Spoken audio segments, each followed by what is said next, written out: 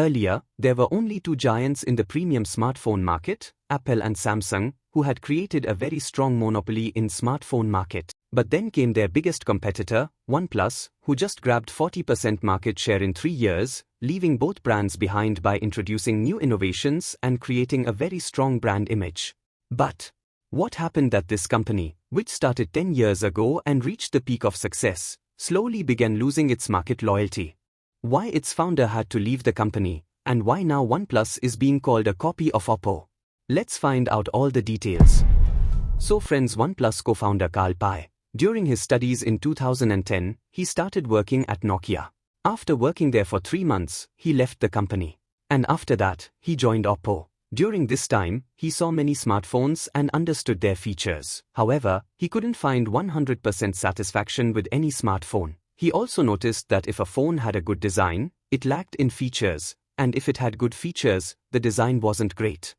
And if any smartphone managed to satisfy both these criteria to some extent, then its price would be so high that not everyone could afford it. Seeing this market gap, Carl Pei, thinking of creating a smartphone that will be best in both design and features, and its price category also in mid-range. This way, maximum people could afford a premium phone within their budget. Now, after that he left Oppo and, along with his friend Pete Lau, founded a company named OnePlus. The name implied staying a step ahead of competitors. Early days their company had only 5 employees, and they would sit together in a cafe discussing project-related matters. Now Carl noticed that all these employees had iPhones, and because of this, Carl Pei quickly understood the main reason why people do not want to use Android. He saw that most Android phones had poor build quality, laggy software, and security issues, which frustrated users and didn't get the experience which iPhones able to provide them. This is why, despite being over budget, Apple had managed to create its monopoly. But then, what about those who cannot afford an iPhone?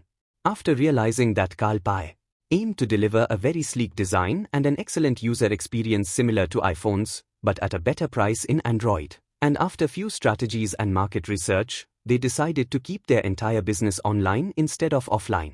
By focusing on online platforms, they could create a large user base quickly without spending much on marketing. After executing their plan, in December 2013, the founders announced their impactful slogan, "Never Settle."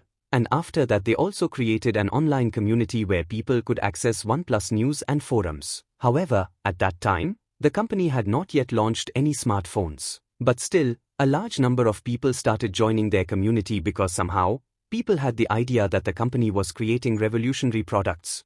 And then came 23rd April 2014, the day when OnePlus launched its first smartphone, the OnePlus One. Initially, when this phone was about to launch, the company estimated that they wouldn't sell more than a few thousand smartphones. Keeping this in mind, they initially manufactured only 1,000 units of the OnePlus One. However, this estimate proved completely wrong because the phone became an instant hit among tech enthusiasts. And within just 1 year, OnePlus set a record by selling 1 million units of this phone. To achieve this record, OnePlus launched its 2 amazing marketing campaigns.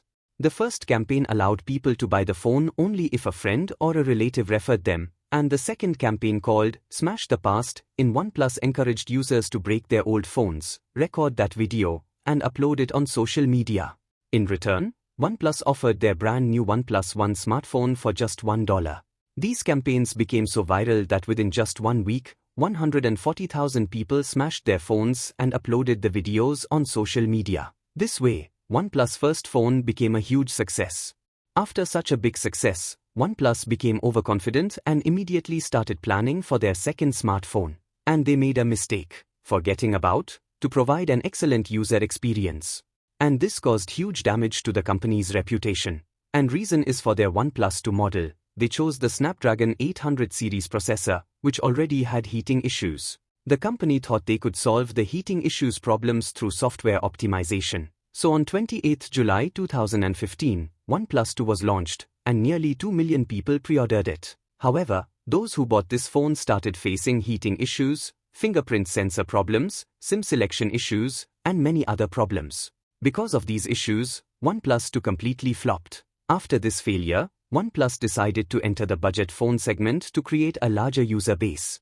In 2015, they launched their third smartphone, OnePlus X, priced at just 17,000 rupees. With features like 8-megapixel selfie camera, a 13-megapixel rear camera, 16GB internal memory, and 3GB RAM, offering excellent features at an affordable price. However, maybe OnePlus forgot that there is already a lot of competition in this segment, and here it would have to face very strong competition.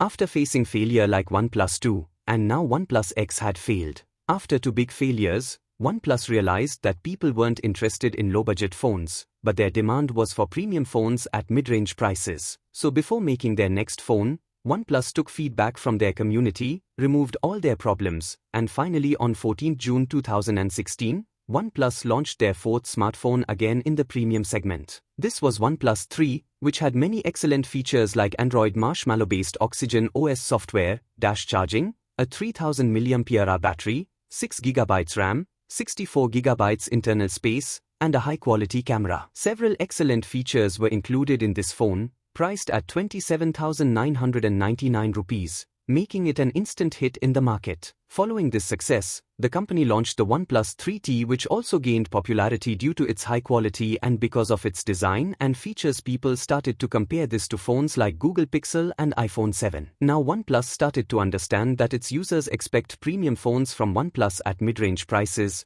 and also OnePlus was started for filling this gap in the market. And now the company has further solidified its purpose, continuing to introduce more smartphones. The company became famous with the launch of OnePlus 5 and OnePlus 5T, which were more attractive and handy than Nokia 8, Moto G2 Play, and Xiaomi Mi Mix 2. And by 2017, OnePlus captured more than 40% of the premium smartphone market share and had started to challenge big giants like Apple and Samsung directly within just 3 years.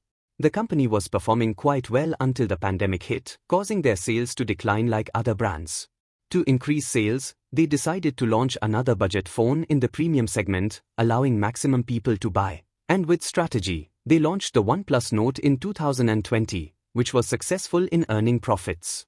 However, the company's reputation wasn't the same as before, and people no longer saw it as a competitor to Apple and Samsung. By the end of that year, even OnePlus founder Carl Pei left the company because he felt that smartphone market had become quite boring and weak in innovation. Therefore, he started a completely new company called Nothing, with the aim of bringing fundamental changes from the very beginning in this smartphone market, changes that other companies were ignoring. After Carl Pei left OnePlus, the company moved further away from innovation and started losing its loyal user base. In this way, as OnePlus was declining, its parent company BBK Electronics merged it with its own subsidiary company Oppo. This merger was aimed at both companies adopting each other's innovations. Then, OnePlus launched the OnePlus Nord 2, and this phone blasted 3 times in the last 4 months in India. And user get injured and pictures of these hits went viral on the internet. Because of this, once again, people started losing trust in this company due to disappointment. Another reason for this disappointment was that after merging with Oppo, OnePlus was starting to become just like it. And when the company announced that it would shift OnePlus from its Oxygen OS to Oppo's Color OS, this decision faced a lot of criticism. Because despite being charging a premium price, if customers were to receive a product resembling a budget segment in return, why would they like it? These were the exact issues that OnePlus couldn't grasp, and as a result, their market share dropped from 40% to just 20%. Even though today the company has lost much of its reputation and trust, however, we cannot say that this company is completely on the brink of destruction. If they go back to their old strategies, like connecting with the community, understanding their problems, innovating new feature, and identifying their segment to strengthen their position, there's no doubt they can succeed again. What do you think OnePlus should do to make a comeback? Share your opinion in the comments.